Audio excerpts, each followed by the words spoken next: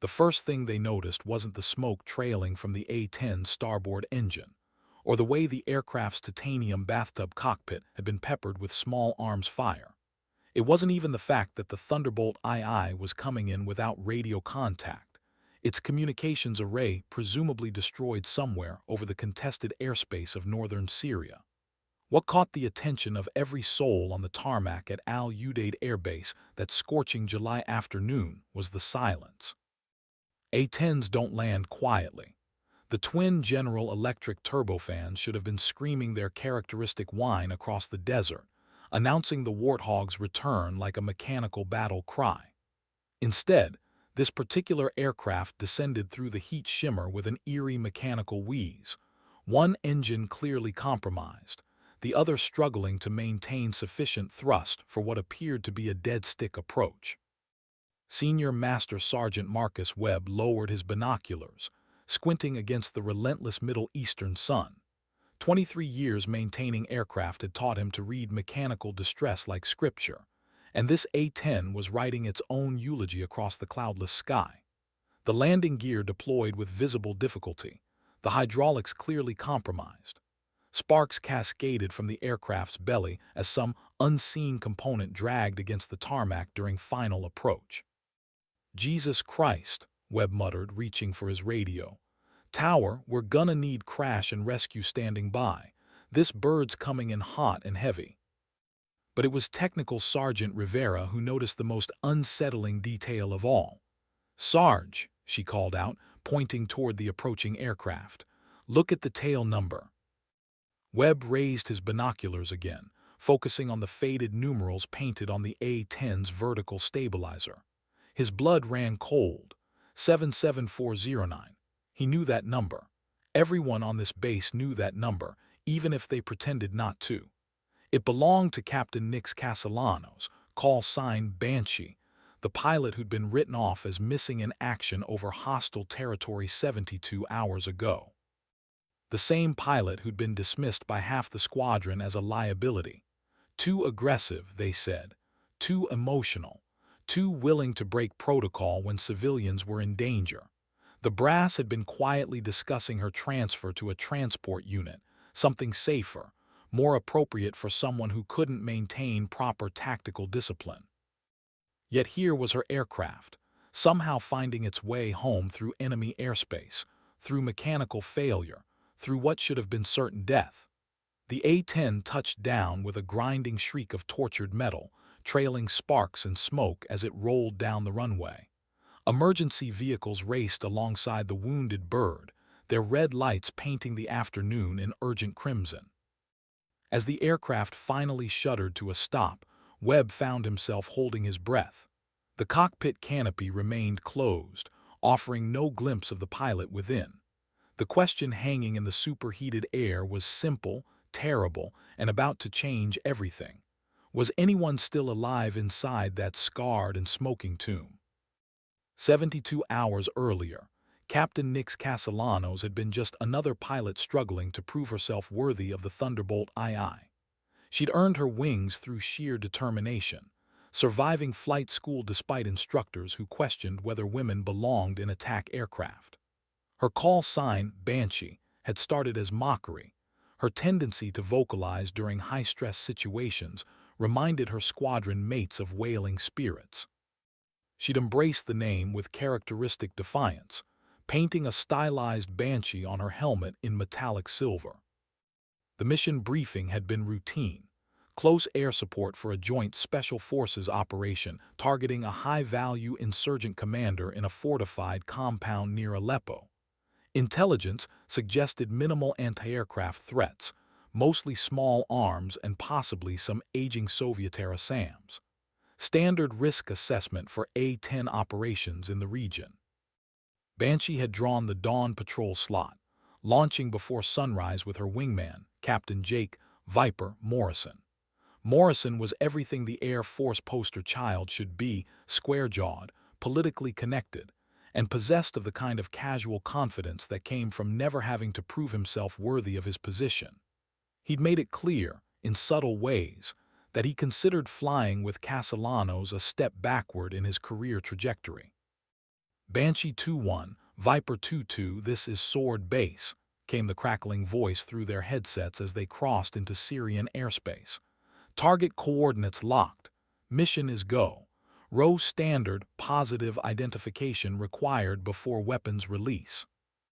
The Syrian landscape rolled beneath them like crumpled parchment, ancient cities reduced to rubble by years of conflict.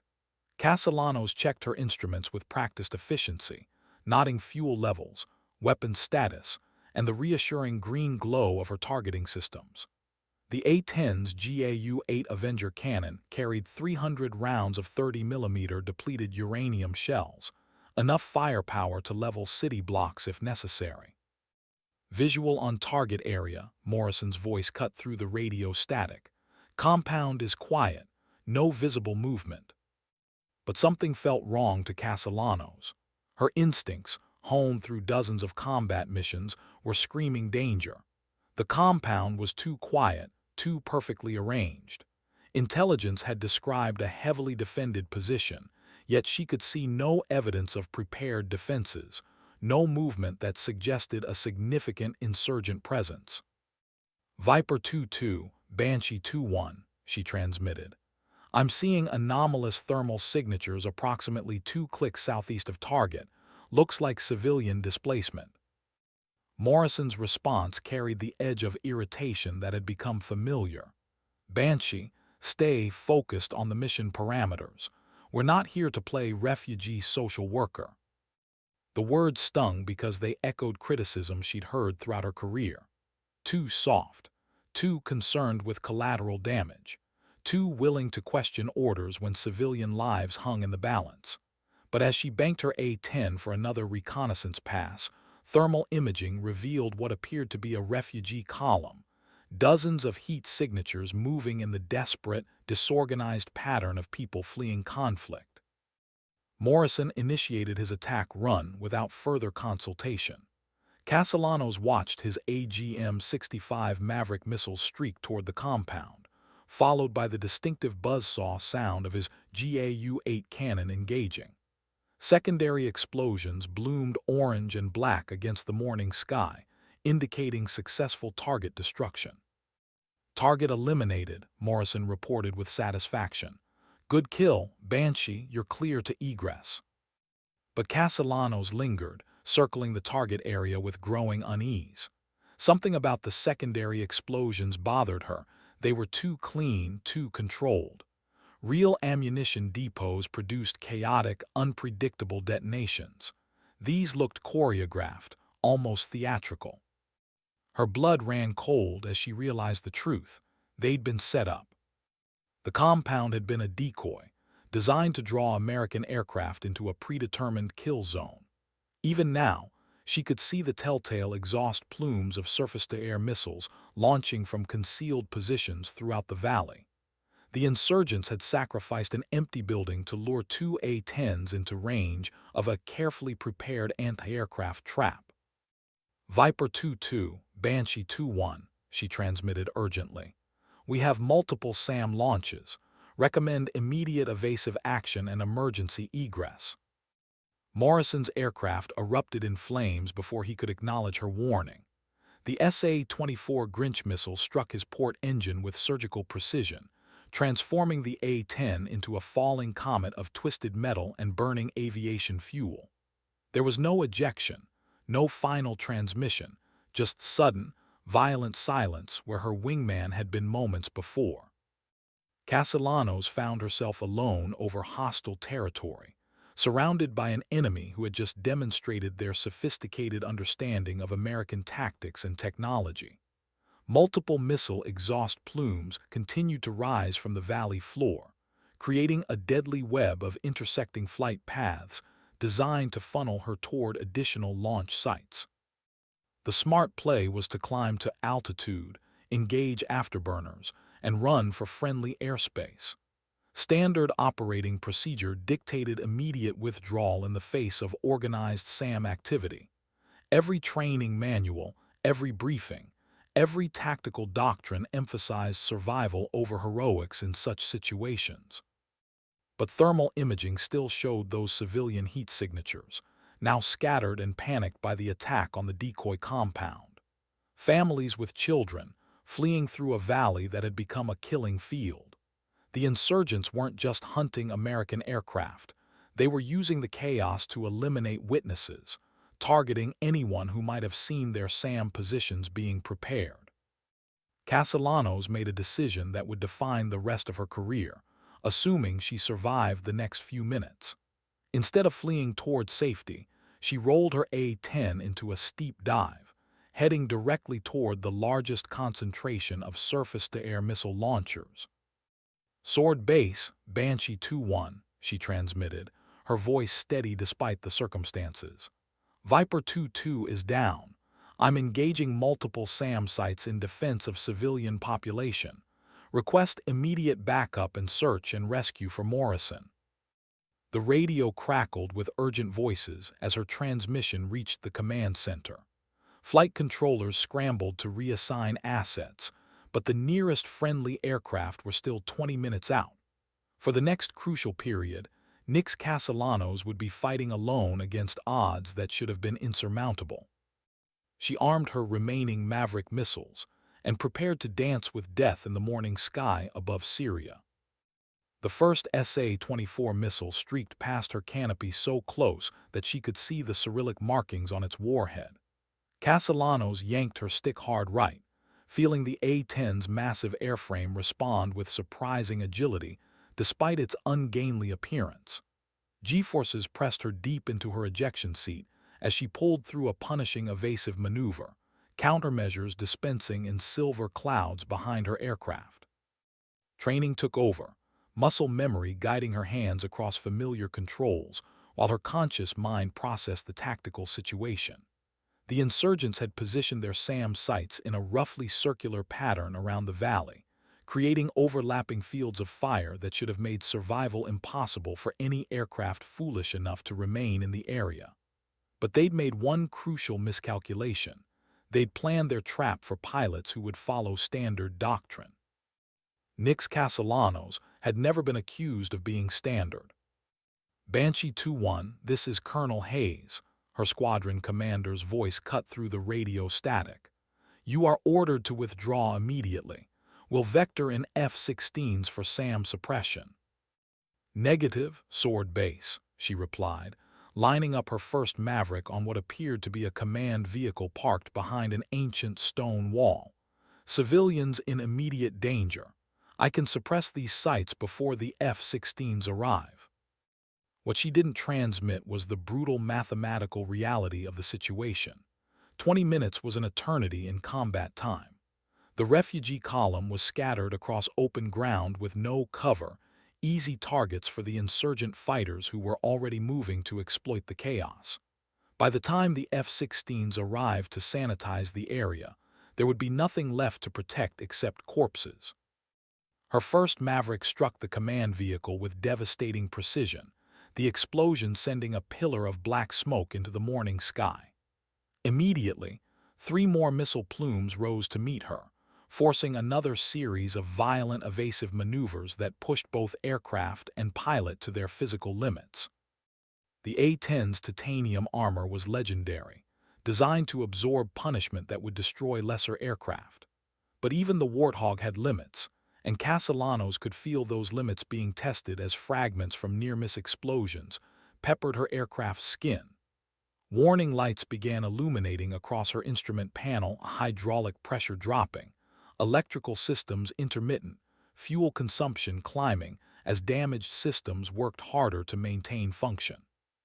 She rolled inverted and dove toward her second target, a SAM launcher barely visible beneath camouflage netting. The insurgents had chosen their positions well, using natural terrain features and human infrastructure to mask their signatures. But they'd underestimated the A-10's sensors and the skill of its pilot. The GAU-8 cannon spoke with its distinctive voice, a mechanical roar that seemed to tear reality apart. 30mm depleted uranium rounds chewed through the camouflage netting and reduced the SAM launcher to twisted scrap metal. Another threat neutralized, but at least 4 more sites remained active, their operators now fully alert to her presence and tactics. Warning, warning, missile lock, her aircraft's defensive systems announced in their maddeningly calm synthetic voice.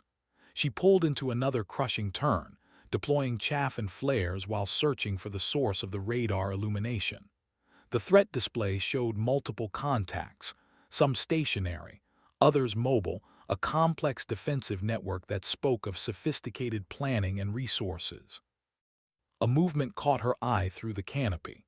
Down in the valley, she could see muzzle flashes as insurgent ground forces engaged the fleeing civilians with small arms fire. Families were being systematically hunted across the rocky terrain, cut down as they ran for whatever cover they could find. The sight ignited something primal in Nix Castellanos, a fury that transcended tactical considerations or career concerns. These weren't combatants or enemy soldiers. They were non-combatants whose only crime had been living in the wrong place at the wrong time. She reversed her turn and dove toward the infantry positions, knowing she was exposing herself to additional SAM launches, but no longer caring about her own survival. The mission had evolved beyond close air support or even self-defense. This had become something far more personal and infinitely more dangerous. The A-10's cannon found its voice again, walking destruction across the insurgent positions with methodical precision. By the time her ammunition ran low, Castellanos had eliminated 6 SAM sites and scattered the ground forces threatening the civilian population. But the cost had been severe. Her aircraft was bleeding hydraulic fluid, flying on backup electrical power, and missing significant portions of its port wing. Worst of all, her fuel situation had become critical. The combination of combat maneuvering and battle damage had pushed consumption far beyond planned parameters. She was still over hostile territory, nearly an hour's flight from friendly airspace, with barely 30 minutes of fuel remaining. "Sword base, Banshee 2-1," she transmitted, trying to keep exhaustion out of her voice. "Mission complete. Civilian population secured.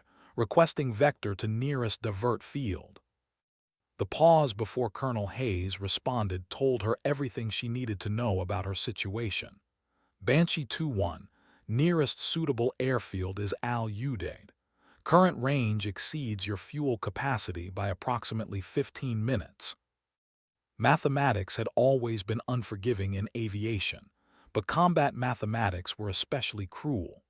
She could attempt to reach Al-Udeid and run out of fuel somewhere over the desert, or she could look for alternatives that might not exist. The Syrian conflict had eliminated most civilian airports in the region, leaving only military bases that would certainly be hostile to American aircraft. "Understood, Sword base," she replied, calculating wind speeds and optimal cruise altitudes in her head, initiating fuel conservation procedures. What she didn't transmit was her growing suspicion that fuel wouldn't be her primary problem. The hydraulic warning light had been joined by others, creating a constellation of amber and red indicators across her instrument panel. The A-10 was dying around her, its systems failing one by one as battle damage accumulated beyond the aircraft's impressive redundancy. She nursed the wounded Thunderbolt through Syrian airspace, constantly adjusting power settings and control inputs to compensate for deteriorating performance. The port engine began developing an irregular vibration that suggested internal damage, possibly from debris ingestion during her low-level strafing runs. She reduced power on that side, accepting the performance penalty in exchange for extending engine life. Minutes crawled by with agonizing slowness. Each mile toward friendly territory felt like a victory against increasingly impossible odds. But with each passing minute, her fuel gauges dropped closer to the red line while her aircraft's condition continued to deteriorate. The radio crackled with increasing urgency as flight controllers at Al-Udeid began coordinating emergency response procedures. Crash trucks were moving into position, medical teams were standing by, and the runway had been cleared of all non-essential traffic.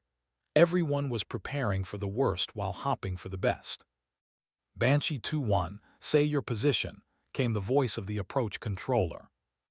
Castellanos checked her navigation display, nodding with grim satisfaction that she'd made it further than her fuel calculations had suggested possible. Sword Base, Banshee 2-1, is 14 nautical miles southwest of Al-Udeid, descending through 8,000 feet. Copy Banshee 2-1. You're cleared straight in approach, runway 27. Emergency equipment is standing by. She could see the base now, a sprawling collection of tan-colored buildings and runways shimmering through the heat haze of the desert afternoon. So close, yet still impossibly far given her aircraft's condition and fuel state. The port engine had begun trailing visible smoke, and she could feel control authority continuing to degrade as hydraulic pressure dropped toward emergency levels. At 5 miles out, her radio failed completely. The final threads connecting her to the outside world had been severed by battle damage, leaving her alone in the cockpit with only the sound of struggling engines and failing systems. But she could see the runway clearly now, a strip of concrete that represented salvation if she could just coax her aircraft those final few miles. The A-10 shuddered and bucked as she lined up for final approach, its massive airframe protesting every control input. Landing gear deployment required manual backup systems, and she could feel the aircraft's energy bleeding away as damaged control surfaces refused to maintain proper configuration. She was coming in too fast, too steep, with almost no fuel remaining and multiple system failures cascading through her aircraft. By every logical measure, she should have ejected minutes ago, abandoning the dying aircraft to save herself. But something deeper than logic kept her in that seat, fighting to bring the wounded warthog home. The runway threshold flashed beneath her wings as she crossed into Al-Udeid airspace. Touchdown was violent and uncontrolled, the damaged landing gear barely absorbing the impact as sparks erupted from multiple contact points with the concrete. She stood on the brakes, feeling the aircraft skid sideways as blown tires and damaged hydraulics fought against momentum. Emergency vehicles raced alongside her aircraft as it finally ground to a smoking halt, their sirens adding to the mechanical symphony of destruction. But she was alive. Her aircraft was home, and somewhere in the Syrian desert, civilian families were breathing free air because one pilot had chosen to stay and fight when the smart money said to run. Captain Nix Castellanos had just redefined what it meant to be a banshee. The cockpit canopy mechanism had seized during landing, trapping Castellanos inside the smoking aircraft as emergency crews worked frantically to free her. Through the scratched and starred plexiglass, she could see Senior Master Sergeant Webb directing the rescue operation with the kind of professional urgency that came from years of experience with damaged aircraft and injured pilots. Hydraulic spreaders finally forced the canopy open, releasing a cloud of acrid smoke that carried the distinctive smell of burning electronics and aviation fuel. Webb himself climbed onto the aircraft to assist with extraction, his weathered face reflecting concern as he got his first close look at the pilot who had somehow navigated a dying A-10 across hundreds of miles of hostile territory. "Jesus, Captain," he muttered, nodding the stress fractures in her helmet visor and the way her flight suit had been torn by cockpit debris. "How the hell are you still conscious?" Castellanos struggled to unbuckle her harness with hands that shook from adrenaline crash and physical exhaustion. "Sheer stubbornness, Sergeant, and maybe a little help from whatever guardian angel watches over fools and A-10 pilots." The medical team swarmed her aircraft as soon as she was clear, checking vital signs and looking for injuries that adrenaline might have masked during the flight home. Apart from superficial cuts from cockpit debris and the inevitable bruising that came from high-G maneuvering, she had emerged from the ordeal in remarkable condition. But the same couldn't be said for her aircraft. Webb's damage assessment team was already documenting the extent of battle damage, and their preliminary report made sobering reading. The port engine was destroyed beyond repair, the starboard engine was operating far outside normal parameters, and the hydraulic system had suffered catastrophic failure. Multiple control surfaces showed battle damage.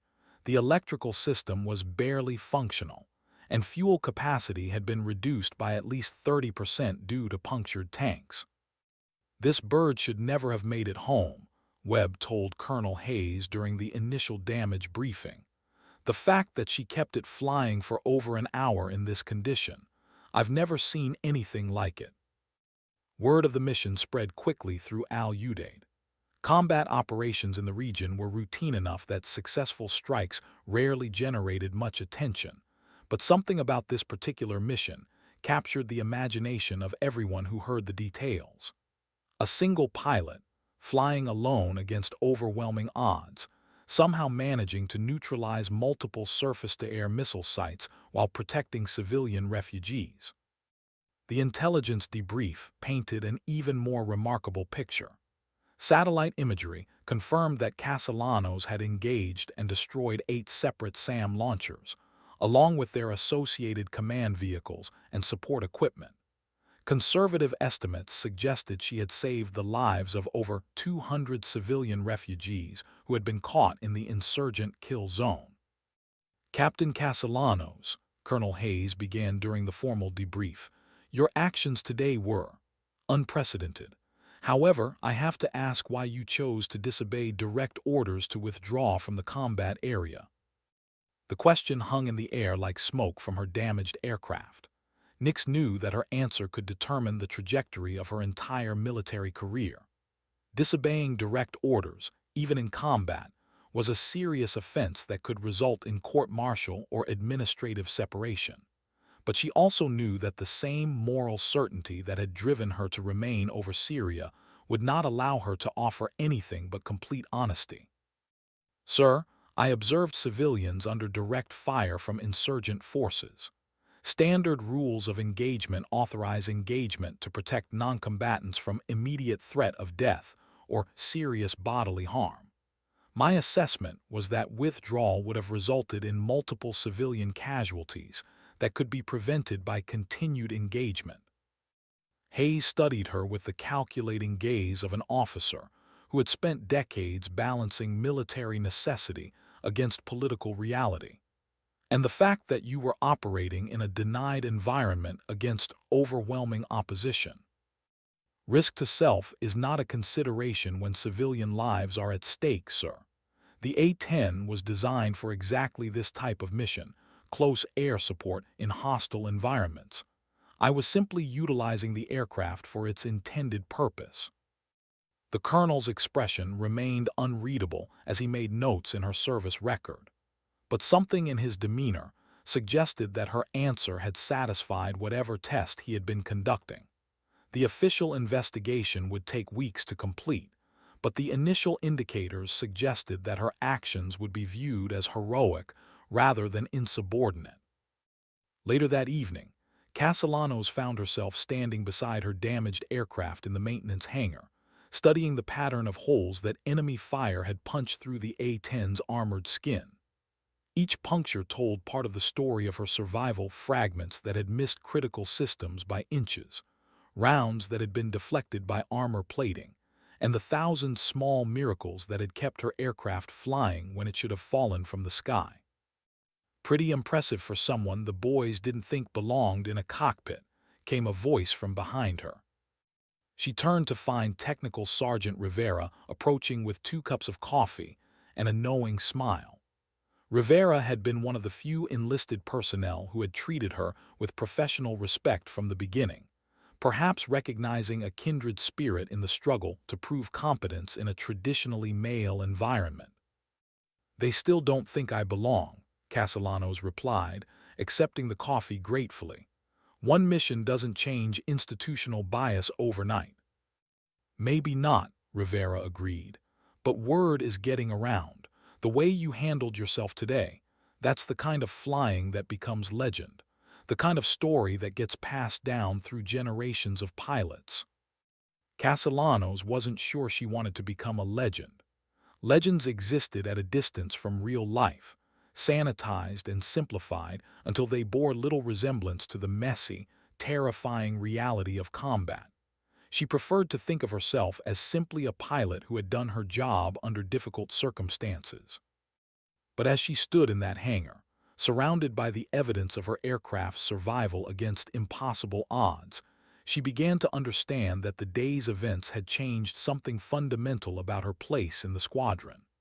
The mockery and casual dismissal that had characterized her colleagues' treatment were already giving way to something approaching respect. Her call sign, Banshee, would never again be spoken with derision. The formal awards ceremony took place 6 weeks later, with dignitaries from Washington flying in to present Captain Nix Castellanos with the Distinguished Flying Cross and the Air Medal with Valor device. The citation praised her extraordinary heroism while participating in aerial flight under extremely hazardous conditions, and noted that her actions had resulted in the preservation of numerous civilian lives while inflicting significant damage on enemy forces. But for those who had witnessed her aircraft's smoking return to Al Udeid, the medals seemed almost inadequate recognition for what she had accomplished. The story of her solo engagement against impossible odds had spread throughout the Air Force, inspiring young pilots and forcing senior officers to reconsider their assumptions about courage, capability, and what it truly meant to serve. Colonel Hayes pinned the medals to her dress uniform with unusual ceremony, his words carrying weight that went far beyond the official citation. Captain Castellanos, your actions on that day represent the very best traditions of the United States Air Force. You have brought honor to yourself, your squadron, and your service. The applause from her assembled colleagues seemed genuine, lacking the perfunctory quality that often characterized mandatory ceremonies. These were professionals who understood the technical difficulty of what she had accomplished, the split-second decisions required to survive in a complex threat environment, and the moral courage needed to prioritize civilian lives over personal safety. As the ceremony concluded and the crowd began to disperse, Castellanos found herself approached by a young lieutenant fresh from flight school, her eyes bright with the kind of ambition and determination that brought back memories of her own early career. "Ma'am," the lieutenant began hesitantly, "I just wanted to say thank you, seeing what you accomplished out there. It means more than you probably realize to those of us who are still fighting to prove ourselves." The comment struck home with unexpected force. Nix realized that her actions had implications far beyond the immediate tactical situation in Syria. She had become a symbol, whether she wanted the responsibility or not, of what was possible when competence was allowed to transcend prejudice. "Lieutenant," she replied carefully, "the only thing you need to prove is that you can do the job when it matters most. Everything else is just noise." But even as she spoke the words, she understood that the reality was more complex. The young woman standing before her would face the same subtle challenges, the same quiet doubts, the same pressure to be twice as good to be considered half as qualified. The difference was that now there was precedent proof that a female pilot could not only survive in combat, but excel under the most demanding circumstances imaginable. Later that evening, alone in her quarters, Castellanos reflected on the strange trajectory that had brought her from mockery to medal ceremony in the span of a single mission. The official recognition was gratifying, but what mattered more was the knowledge that somewhere in Syria, families were alive because she had chosen to stay and fight when the smart money said to run. Her damaged A-10 had been rebuilt and returned to service, its scars carefully repaired but not forgotten. The aircraft's maintenance records would forever carry the story of that July afternoon, a technical narrative of survival against overwhelming odds. Future pilots assigned to that particular aircraft would inherit not just a machine, but a legacy of courage under fire. The squadron's attitude toward her had undergone a fundamental shift. The casual dismissiveness had been replaced by professional respect, and her opinions on tactical matters were now solicited rather than tolerated. She had earned something that no amount of training or certification could provide: the knowledge that her colleagues trusted her judgment when lives hung in the balance. Captain Jake Morrison's memorial service had been held while she was still recovering from her ordeal. The loss of her wingman remained a source of grief and survivor's guilt that no medal could address. But intelligence reports confirmed that the insurgent network they had encountered that day had been significantly degraded by her actions, potentially preventing future attacks on both military and civilian targets. The mission had cost the Air Force one A-10 and one pilot, while inflicting casualties and equipment losses on the enemy that far exceeded the resources committed to the operation. From a purely tactical perspective, it had been a successful engagement, but Nix knew that such calculations missed the deeper significance of what had occurred in the Syrian desert. She had proven that courage was not the exclusive province of any particular gender, background, or demographic. The sky belonged to anyone with the skill and determination to claim it, regardless of what others might think about their qualifications or capabilities. As she prepared for sleep in her quarters at Al Udeid, Captain Nix Castellanos could hear the distant sound of aircraft launching for night missions over Syria. The war continued, driven by political complexities that individual pilots could neither understand nor influence. But somewhere in the darkness above the Middle East, aviators were carrying on the mission with renewed confidence in their own capabilities and those of their colleagues.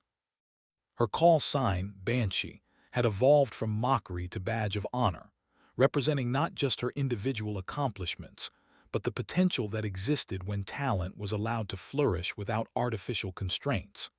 The name would outlive her military career, becoming part of Air Force folklore alongside the legendary pilots who had defined courage in previous conflicts. The scarred and smoldering A-10 that had limped home that July afternoon had carried more than just one pilot to safety. It had transported an entire institution's understanding of what was possible when competence was valued over convention, when results mattered more than preconceptions. In the weeks that followed the awards ceremony, requests began arriving from training commands, war colleges, and professional development programs. Everyone wanted Captain Castellanos to share her story, to explain how she had managed to survive and succeed in circumstances that should have been impossible. The attention was simultaneously flattering and burdensome, transforming a private individual into a public symbol.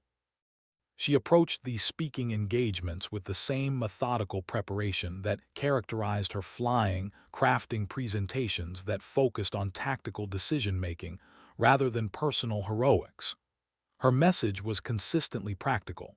Trust your training, use your equipment properly, and never let anyone else's expectations limit your own potential.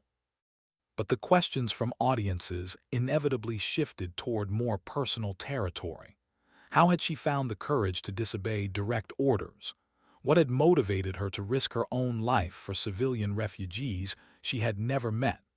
How did she manage to maintain her composure while under fire from multiple surface-to-air missiles? Her answers evolved over time, becoming more thoughtful and nuanced as she gained perspective on the events that had defined her career. The courage, she explained, had not been a conscious decision, but rather the natural result of proper training and clear moral priorities. When civilian lives were at stake, the choice between safety and action became obvious rather than difficult.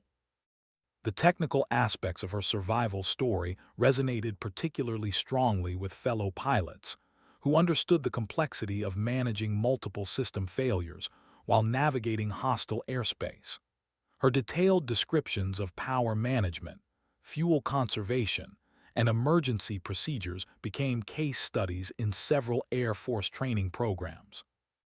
But perhaps more importantly, her story became a recruiting tool that helped attract talented individuals who might previously have felt excluded from military aviation. Applications from women interested in pilot training increased significantly in the months following her medal ceremony, suggesting that visibility of success had practical implications beyond symbolic value. Major General Patricia Williams, the first female three-star general in Air Force history, made a point of meeting with Castellanos during a visit to Al-Udeid. Their conversation remained private, but witnesses noted the respectful attention both officers paid to each other's perspectives. "Captain," the general reportedly said during their meeting, "your actions have opened doors that some of us have been trying to unlock for decades. The responsibility that comes with that visibility can be overwhelming, but it's also an opportunity to influence the future of military aviation." The promotion board results came through 6 months after her medal ceremony. Captain Nix Castellanos was selected for early promotion to major, with assignment to the prestigious test pilot school at Edwards Air Force Base. The posting represented recognition that her skills extended beyond combat operations to the technical expertise required for experimental flight testing. But first, she would complete her tour at Al-Udeid, flying combat missions over Syria and Iraq, while mentoring younger pilots who sought to learn from her experience. The Syrian conflict had evolved in the months since her solo engagement, but the fundamental requirements for close air support remained unchanged: precision, courage, and unwavering commitment to protecting those who could not protect themselves. Her replacement A-10 bore the same tail number as her original aircraft, an administrative coincidence that felt like destiny. 77409 had become synonymous with her call sign, and maintenance crews took unusual pride in ensuring the aircraft's peak performance. Every system check, every routine repair, every pre-flight inspection was conducted with the knowledge that this particular machine had earned its place in Air Force history. The final mission of her deployment came on a crystal-clear morning in February, with visibility stretching to the horizon across the desert landscape. Intelligence had identified a time-sensitive target, a convoy of insurgent vehicles moving supplies toward a known stronghold. The mission parameters were routine, the threat assessment was moderate, and the weather conditions were ideal. Major Nix Castellanos, call sign Banshee, launched from Al-Udeid for the last time with the confidence of a pilot who had proven herself under the most demanding circumstances imaginable. Her wingman was a young captain fresh from advanced training, eager to learn from the legend who had become his flight leader. As they crossed into hostile airspace, she transmitted the standard radio check that had become ritual for her flights. "Sword base, Banshee 2-1 is feet dry, mission commenced." The response from the command center carried additional weight, spoken by controllers who understood they were supporting a pilot whose name would be remembered long after her service ended. "Copy, Banshee 2-1. Good hunting." Below them, the ancient landscape of Mesopotamia stretched toward distant mountains, marked by the scars of conflicts that had shaped human civilization for millennia. But in the cockpit of her A-10, Major Castellanos was focused entirely on the immediate mission, the specific target, and the safety of her wingman. Her story had become legend, but she remained fundamentally what she had always been: a professional military aviator dedicated to excellence in service of her country and protection of innocent lives. The medals, ceremonies, and recognition were acknowledgments of past accomplishments, but each new mission represented an opportunity to add another chapter to a career defined by competence, courage, and unwavering dedication to duty. The A-10 Thunderbolt II continued its deadly dance across Middle Eastern skies, carrying pilots whose call signs would become their own legends, their own stories of survival against impossible odds, their own proof that the sky belonged to anyone brave enough to claim it.